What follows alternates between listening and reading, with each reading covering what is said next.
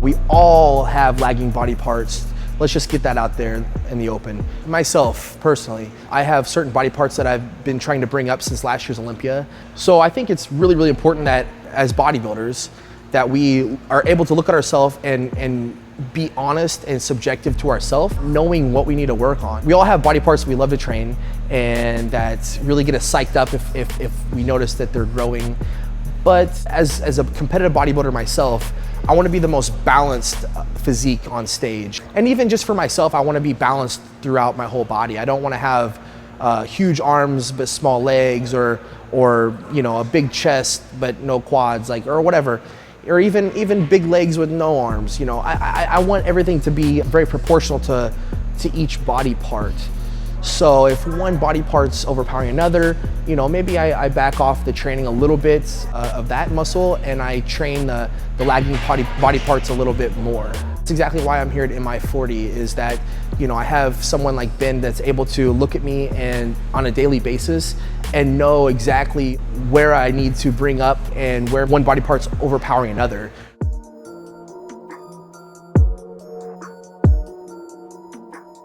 You have with professional bodybuilders is we have massive strengths. We're obviously very, very good at certain things, but typically we're very, very bad at other things. And most guys don't really do those other things, right? So what we're trying to do is exploit his weaknesses, because we're only ever as good as his weakest link.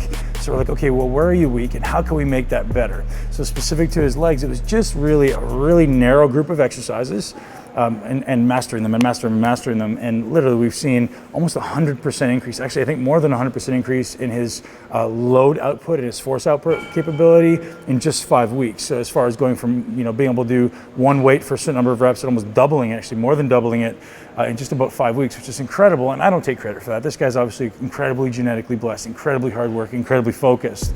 But it's just like being able to point out those things that we're doing a little bit inefficiently and make them better. So some of the examples, like just pulling him back on leg training and say, hey man, slow down, contract the muscle. And most guys are so focused on moving.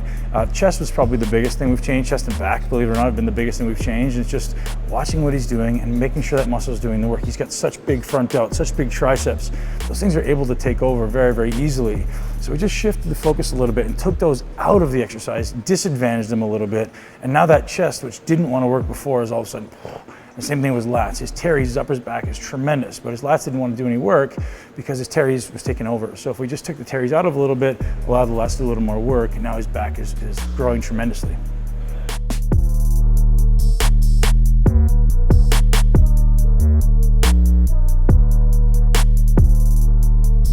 The body parts that are overpowering another, maybe I don't train those as much anymore, versus the lagging body parts, I might train more frequently.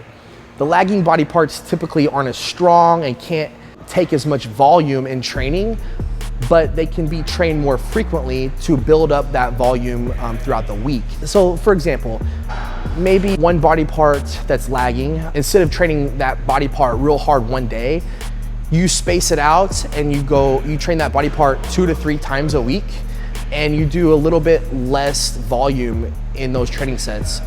So you might do 6 to 8 reps for maybe 8 to 10 sets, and you do that all 3 days of the week, you know, versus doing 16 sets in one day. You're doing 8 sets 3 times a week. So that's still adding more volume during the week to your training, and also it's going to keep the muscles fuller. You're going to be able to get stronger in those body parts, and then once you're able to actually develop more outputs and add more volume to that muscle group, then you can back off the training and maybe just do like 2 days a week of training that body part. And eventually maybe that becomes one of your strengths and you only train it once.